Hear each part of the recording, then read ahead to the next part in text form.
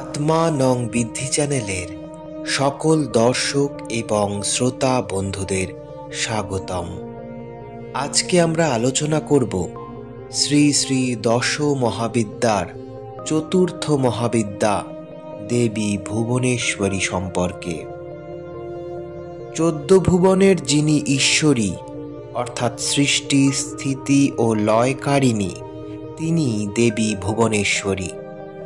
যোগীর ত্রিভুবন এই দেহেই, অর্থাৎ মূলাধার থেকে মণিপুর ব্রহ্মলোক, মণিপুর থেকে বিশুদ্ধ চক্র পর্যন্ত বিষ্ণুলোক, আর বিশুদ্ধ চক্র থেকে সহস্রার চক্র পর্যন্ত শিবলোক।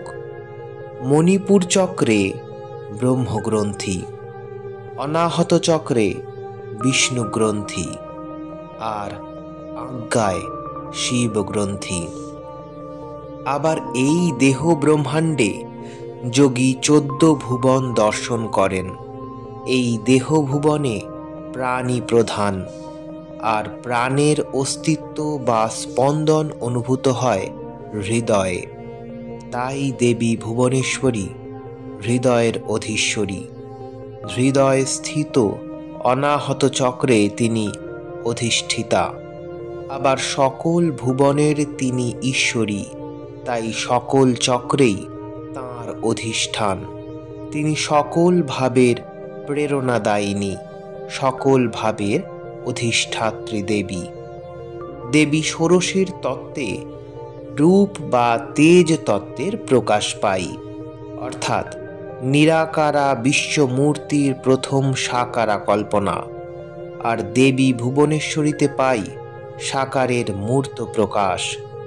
কত দয়া ও স্নেহ পরবশ হয়ে সন্তান মুগ্ধ চির নিরাকারা মা সাকারা হয়েছেন সন্তানের কাছে ধরা দেবার জন্য।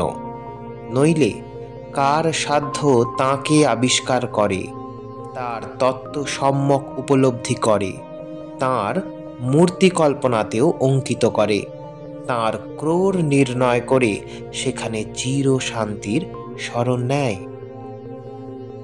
বিশ্বভুবনের প্রতিটি কণা তাঁরই সৃষ্ট।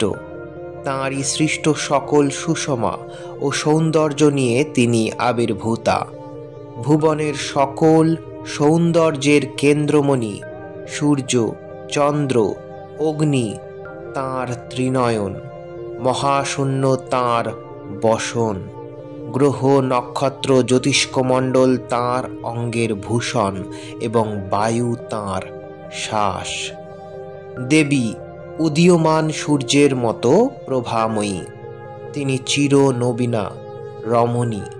সৃষ্টির আনন্দে রক্তিমাভা এবং সেই আনন্দের ধারা ঝরে পড়ছে তাঁর 3 নয়নে। মুখে আনন্দময় স্মিত হাসি। দেবীর দক্ষিণ উপর ও নিচের হস্তে বরাভয়, বাম উপর হস্তে পাশ ও নিচের হস্তে অঙ্কুশ। এই রূপের তাৎপর্য হল, জীবের সৃষ্টির প্রারম্ভেই তিনি নিয়ে এলেন বর ও অভয়। জীবের এত বড় সান্ত্বনা আর কি হতে পারে? আজও প্রতিটি মায়ের মধ্যে সন্তান প্রসবের পূর্বেই শিশুর আহারের ব্যবস্থা করা হয়। এ তাঁর সেই প্রথম আবির্ভাবের দিনের বর ও অভয়ের দানের প্রতিশ্রুতি রক্ষা।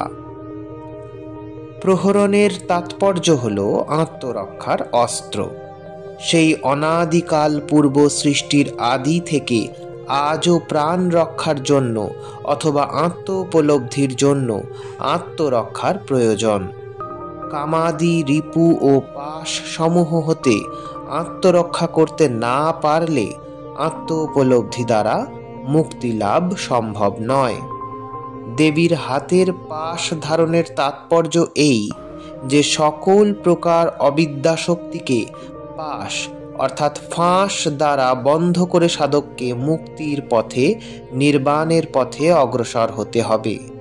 নতুবা রিপুকুল ও সকল অবিদ্যা শক্তির আত্মপীড়নে কাতর হয়ে জীব তথা সাধক যন্ত্রণায় অসহায়ের মতো জীবন পাত করবে। দেবী ভুবনেশ্বরীর সাধনার দ্বারা সাধক সর্বলোকজয়ী হয়ে সিদ্ধকাম শিবত্ব লাভ করে। এই সাধনায় সাধক আত্মতত্ত্ব, বিদ্যাতত্ত্ব, শিবতত্ত্ব সিদ্ধ হয়ে ব্রাহ্মে স্থিতি লাভ করেন। তিনি ব্রহ্মপদ লাভ করেন।